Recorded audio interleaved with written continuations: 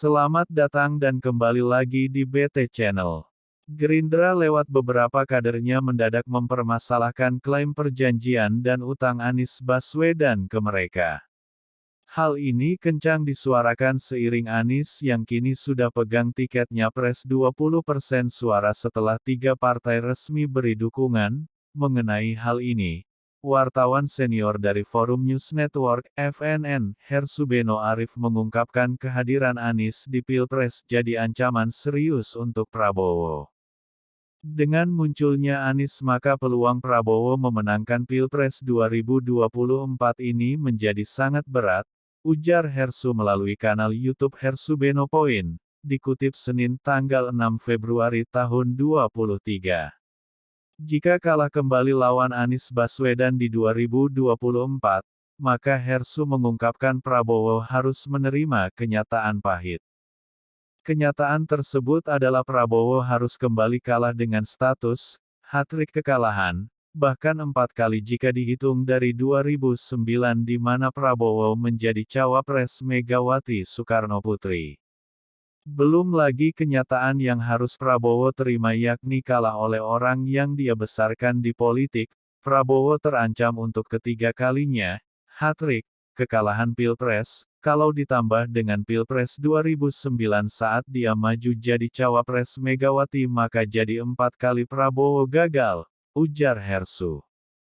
Karenanya Hersu menduga apa yang dilakukan oleh kader Gerindra saat ini dengan mengungkit utang dan perjanjian Anies ke mereka adalah upaya membusukkan Anies dalam upaya mengusahakan agar Prabowo masih punya peluang di Pilpres. Bolehlah ribut-ribut ini kita anggap sebagai upaya downgrade citra Anies sebagai seorang figur yang tidak bisa pegang janjinya. Jadi bagaimana dengan orang terdekat pendukungnya saja dia tidak bisa pegang janjinya apalagi pada rakyat yang dia tidak punya ikatan kuat, jadi kira-kira begitu image yang ingin dibangun, jelasnya. Sebelumnya, salah satu elit Gerindra yang juga ex-tandem Anies di DKI lalu sekaligus mantan cawapres Prabowo di 2019 sesumbar ada perjanjian antara Anies dan Gerindra, lebih khusus ke Prabowo dan dirinya. Bahkan ia mengklaim perjanjian tersebut masih berlaku, meskipun ketika ditanya lebih lanjut soal muatan perjanjian tersebut, Sandiaga pilih diam 1000 bahasa. Jadi perjanjian itu perjanjian yang menurut saya memikirkan kepentingan bangsa dan negara.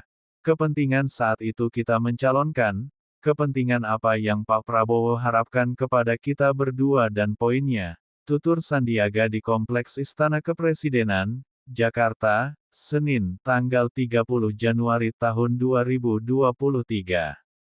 Sementara itu, DPP Gerindra sendiri yang mengklaim pegang perjanjian tersebut yang bermaterai menegaskan tidak akan membuka perjanjian tersebut ke publik. Soal utang juga heboh yang mana disebut ada utang Anies sejumlah 50 miliar untuk kepentingan Anies dan Sandiaga di Pilgub DKI Jakarta. Kubu Anies pun menegaskan utang tersebut sudah lunas seiring Gerindra yang terus mempermasalahkan hal tersebut.